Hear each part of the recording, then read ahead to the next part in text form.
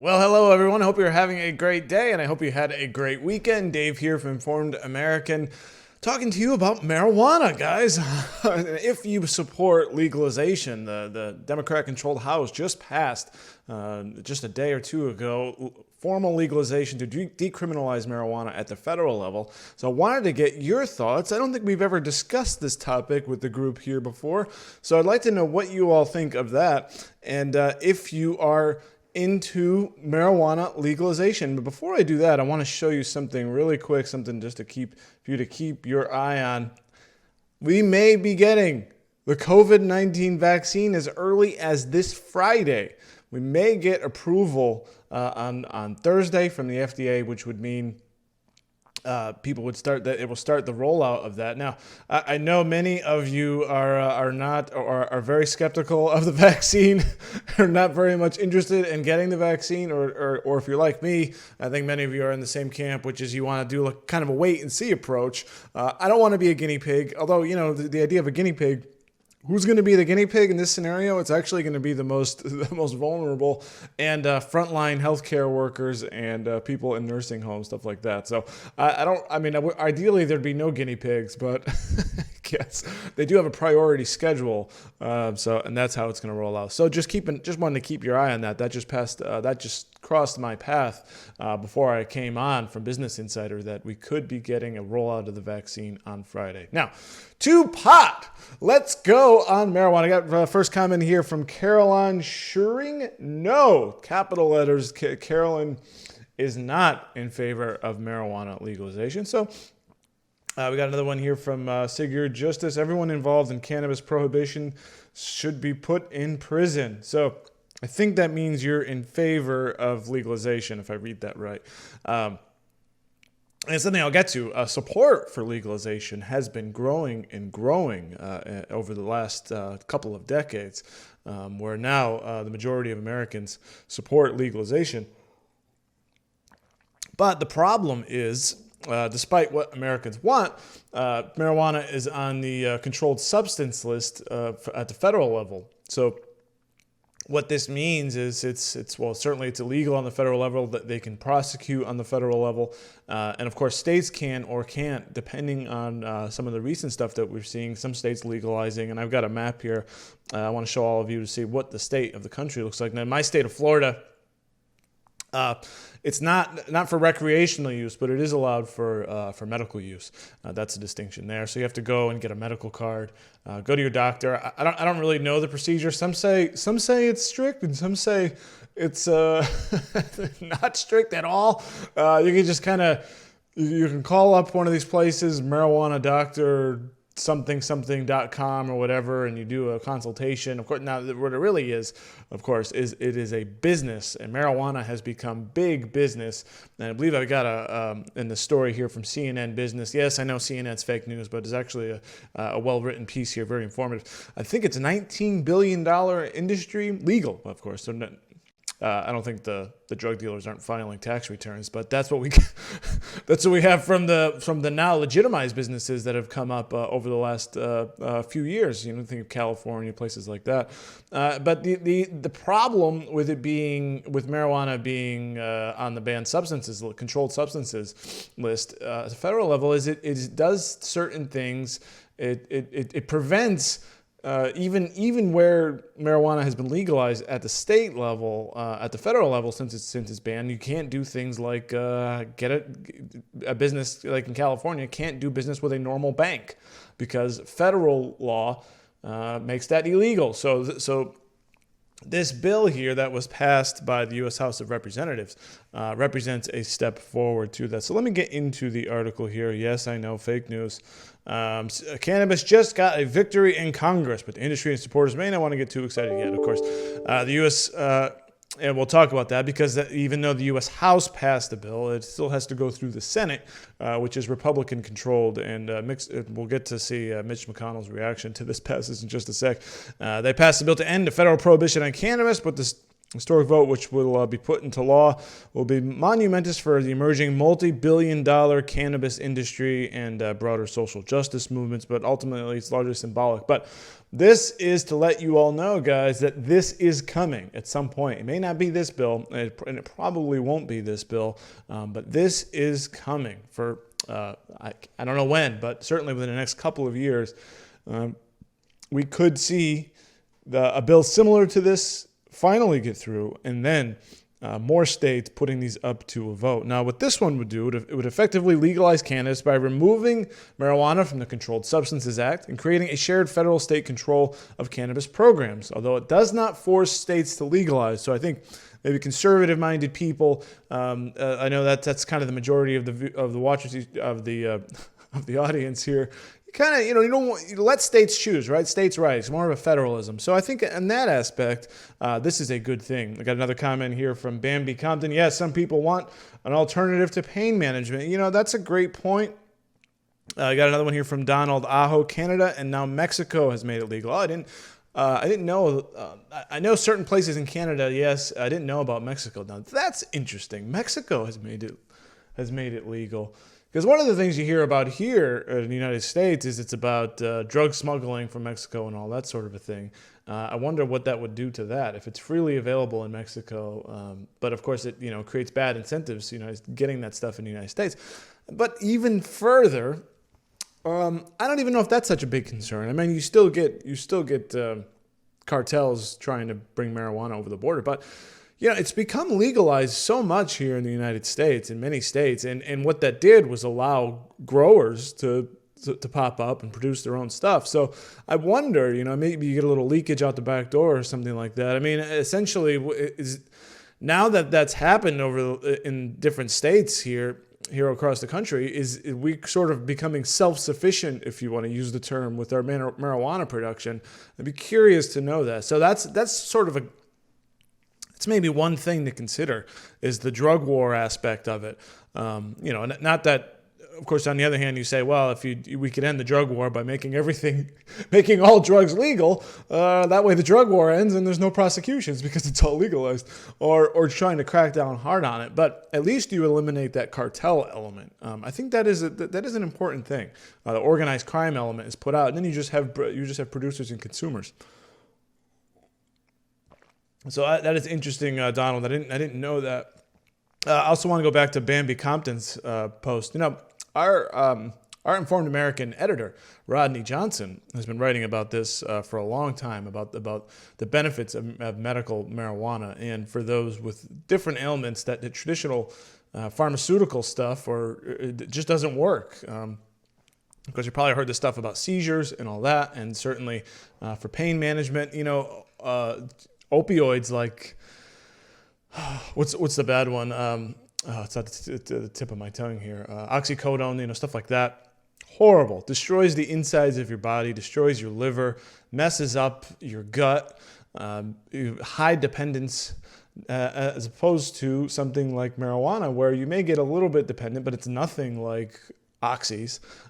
It won't destroy your gut. It won't destroy your liver, won't mess with your stomach. And then, you get this addictive thing going on where, we've all run into these people in our lives, people who are addicted to pain medicine. It is bad.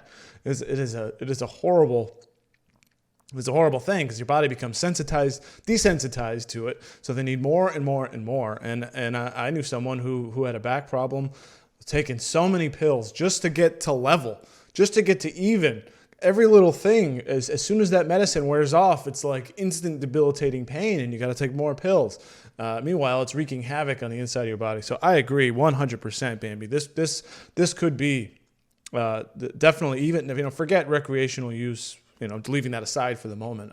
Pain management is a big deal because it wears off and you're okay. And it's habit forming, but it's not addictive in that same way. Back to the article here from CNN. And as I mentioned, this bill would also reduce barriers to research, which is important. Solve current banking and tax woes, expunge some cannabis offenses and allow further diversity efforts within the industry. Now, I think what that means is, let's take these one by one. So barriers to research. It's hard to get solid research from universities about the efficacy of things like pain management and things like addiction. If research is banned because the federal level, it must it has to go through a lot of different, they call them barriers. I'm not sure what those barriers are, but maybe not all research can be funded because it's in a special class of controlled substance. It's not just like investigating, I don't know, coffee or something like that, right? It has to be, if it's a controlled substance, of course, anyone can get their hands on marijuana, but for a researcher, they have to go through the DEA or some nonsense like that. So that's the problem. As I mentioned, banking problems.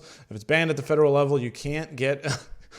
if you have a marijuana business, and I believe this is still the case, you can't just go to say Wells Fargo and be like, well, I got my marijuana business and I want to start a business account here. Like, sorry, sir, you can't do that because it's on the Controlled Substance Act.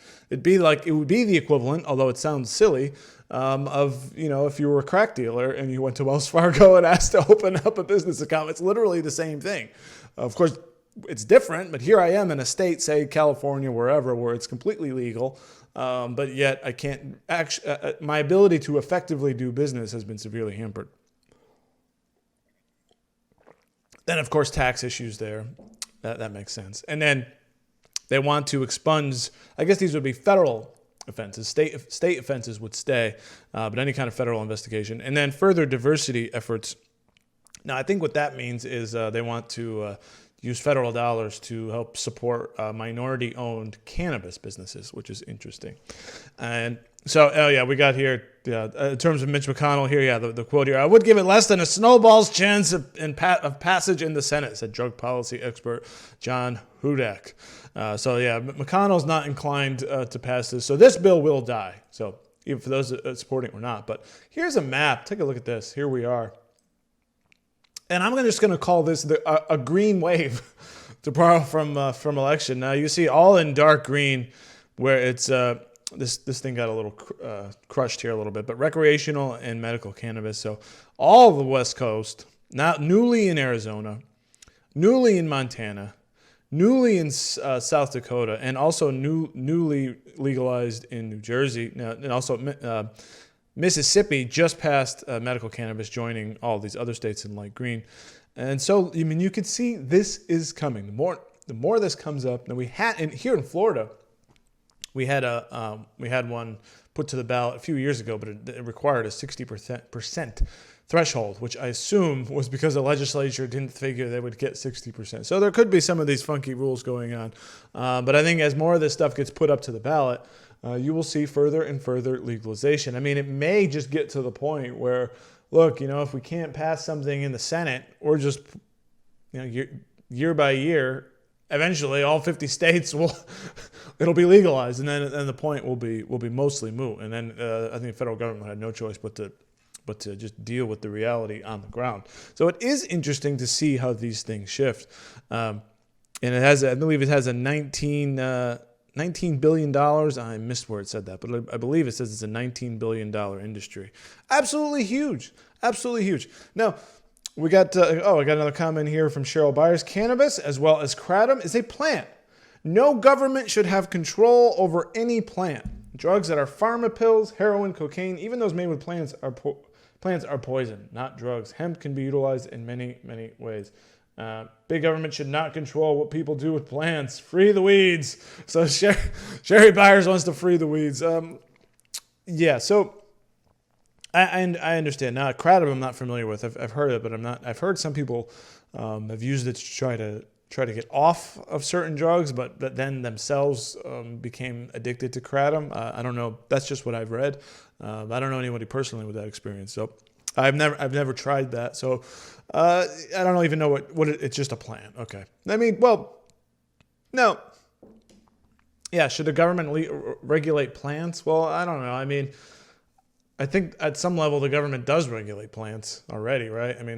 They protect trees, things like that. So one way or the other, even allowing you to use it for your own purposes. Yeah, I don't know. Now, but it is a good point. Something that's, just because something's natural doesn't mean it's okay. An earthquake is natural, and I don't want to be swallowed up by the earth. So, But the point is taken. I think something that's a produced pharmacological concoction like something like oxycodone, which is, as I touched on earlier, just an absolutely destructive poison, versus something like marijuana, which is, it's not for everybody. Not everybody likes it. It affects people differently. Some people get paranoia, laziness, just don't like it. Maybe it affects your motivation, something like that. But it works for other people. Works for pain management. And, not everybody smokes it.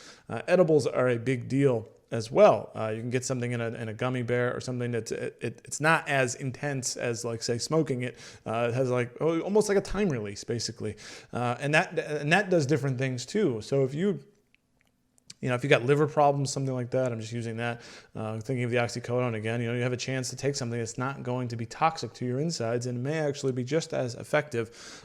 So I do think people have been, I don't want to say opening your minds, but people have been changing their minds on this issue, and it's rapid. And I got here, and I want to show you just how much. This comes from Gallup, just released a few days ago, in fact, I believe November 9th. 68% want marijuana legalized. 68% of Americans. You could see, this thing was in the doldrums of low approval not that long ago, really. The 90s and 2000 had just been climbing the ladder. 68%. And I have a breakdown. Their Gallup's graphics aren't that great, but this is the age set. Every age group, yes, even the over 65 age group, supports legalization by 55% to 45%. And also men and women, both men want it by 69%, women by 66%. Look at this. And you look at the age group, and this is why I said earlier, it's coming.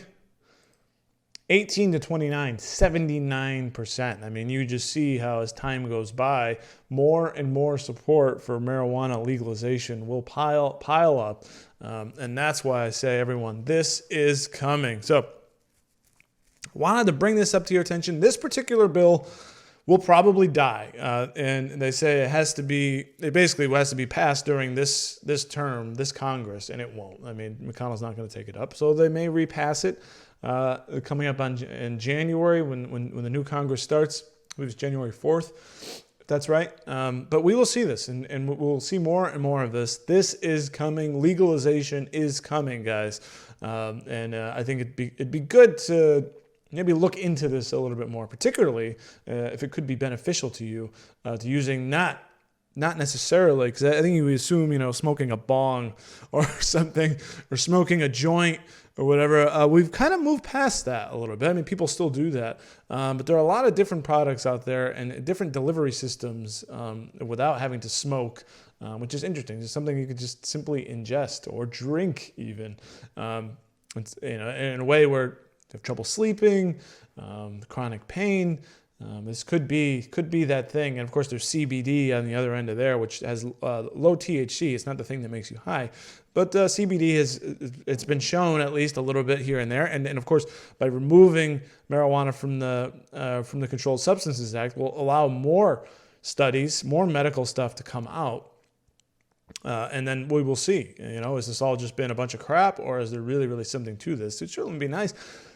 Be nice to get something moving forward on this, and then hey, this could be the thing, particularly for the older group as they move on and have more chronic pain, arthritis. This could be a solution rather than taking that nasty pharmacological poison, which just eats apart your insides. So. Love the comments, guys. Thanks for chiming in. You got a good perspective here. Love to keep this conversation going. Go ahead, keep commenting down below. Let me know what you think about legalization. If you're watching here on Facebook, please hit the like button. Share this video with your friends. If you're watching on YouTube, also, please thumbs up this video and subscribe to this channel so you can get more content like this. And of course, head on over to informedamerican.com where you can get real smart news. Thanks so much for watching, guys. Have a great day.